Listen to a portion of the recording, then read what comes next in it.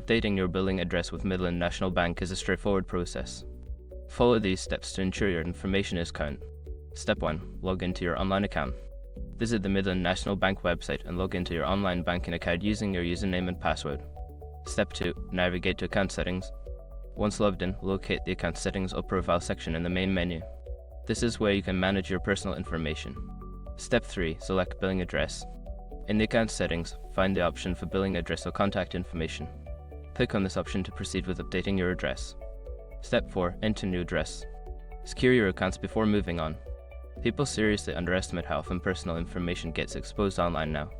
Use SRUP to monitor your accounts 24/7 and get notified immediately if your data gets leaked somewhere. It runs in the background, constantly scanning billions of breached records.